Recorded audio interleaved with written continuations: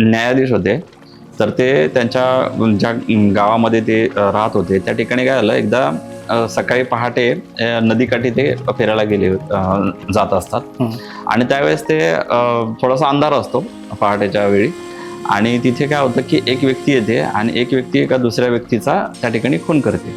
आता हे स्वतः ती व्यक्ती जी आहे, ती न्यायाधीश ती अंधारातून तिच्या समोर ती दिसतात ते घडलेली ती घटना. आणि त्या समोरच्या व्यक्तीला माहीत नसतं की आपल्याला कोणतरी पाहत आहे. पण हे न्यायाधीश असतात, पण त्यांनी ते बघितलेलं असतं की कोणी खून केलं हे त्यांना माहिती असतं.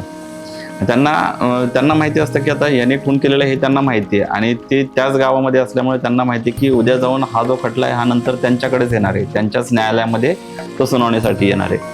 त्याच्यावर त्यांनी ते बघतात आणि ते निघून जातात. मग त्याच्यानंतर काही दिवसांनी ठरल्याप्रमाणे तो पूर्ण खटला त्यांच्यासमोर येतो.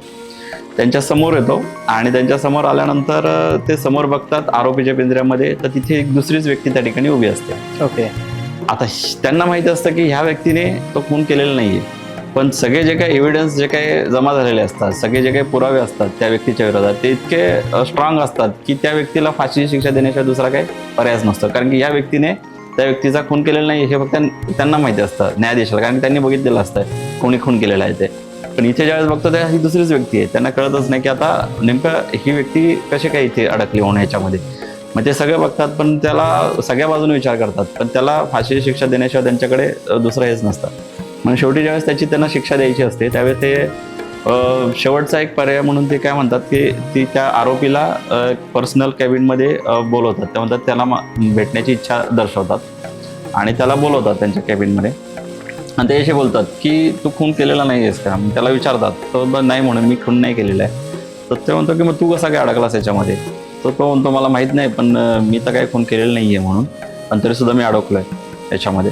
मग असं म्हटल्यावरती मग ते न्यायाधीश त्याला म्हणतात, बरं ठीक आहे, हा खून तू केलेला नाही आहेस हे मलाही माहिती आहे म्हणून, पण तू तुझ्या आयुष्यामध्ये याच्या आधीपासून तू कधी खून केलेला आहेस का तुझ्या आयुष्यात?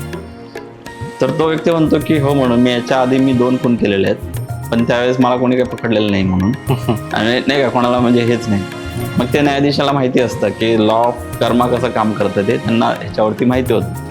म्हणजे जरी समजा ह्या न्यायव्यवस्थेने जरी समजा त्याचा वरचा जो काही हे आहे गुन्हा जरी त्या ठिकाणी नसेल झाला, तर हा कर्माचा कायदा आहे हा इतका स्ट्रॉंगली चालतो की तो तुम्हाला कुठे ना कुठे तो तुम्हाला भोगण्यासाठी त्या ठिकाणी तुम्हाला घेऊन येतो.